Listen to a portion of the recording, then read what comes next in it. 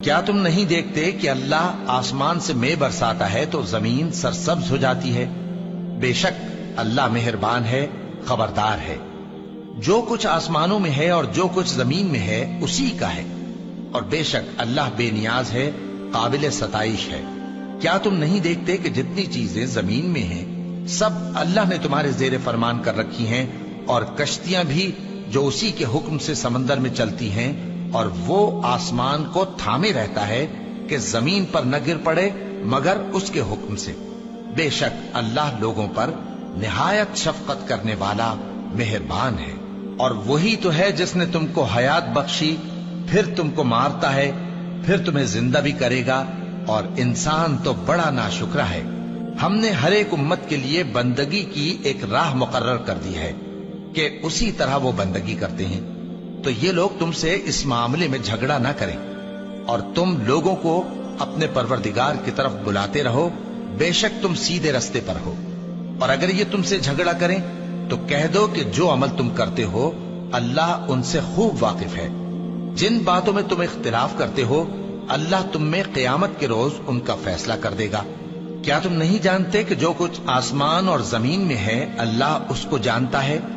یہ سب کچھ کتاب میں لکھا ہوا ہے۔ بے شک یہ سب اللہ کو آسان ہے۔ اور یہ لوگ اللہ کے سوا ایسی چیزوں کی عبادت کرتے ہیں جن کی اس نے کوئی سند نازل نہیں فرمائی، اور نہ ان کے پاس اس کی کوئی دلیل ہے، اور ظالموں کا کوئی بھی مددگار نہیں ہوگا۔ اور جب ان کو ہماری صاف صاف آیتیں پڑھ کر سنائی جاتی ہیں تو ان کی شکل بگڑ جاتی ہے، اور تم ان کے چہروں میں صاف طور پر ناگواری دیکھتے ہو۔ ایسا لگتا ہے کہ جو لوگ ان کو ہماری آیتیں پڑھ کر سناتے ہیں ان پر حملہ کر دیں گے۔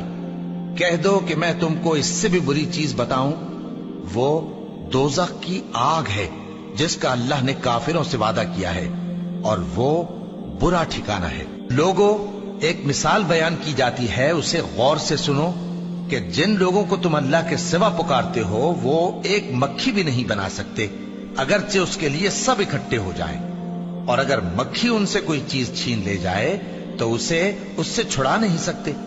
طالب اور مطلوب یعنی عابد اور معبود دونوں گئے گزرے ہیں۔ ان لوگوں نے اللہ کی قدر جیسی کرنی چاہیے تھی نہیں کی۔ کچھ شک نہیں کہ اللہ زبردست ہے، غالب ہے۔ اللہ فرشتوں میں سے پیغام پہنچانے والے منتخب کر لیتا ہے اور انسانوں میں سے بھی۔ بے شک اللہ سننے والا ہے، دیکھنے والا ہے۔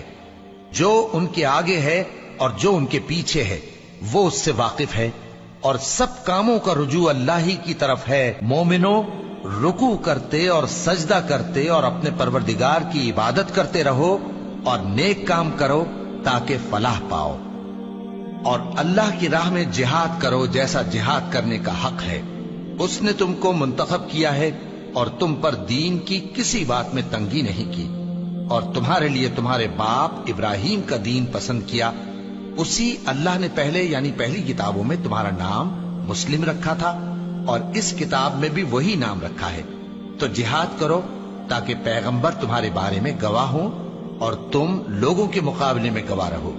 سو مسلمانوں، نماز قائم کرو اور زکات دو اور اللہ کے دین کی رسی کو پکڑے رہو، وہی تمہارا دوست ہے۔ سو وہ کیا خوب دوست ہے اور کیا خوب مددگار ہے۔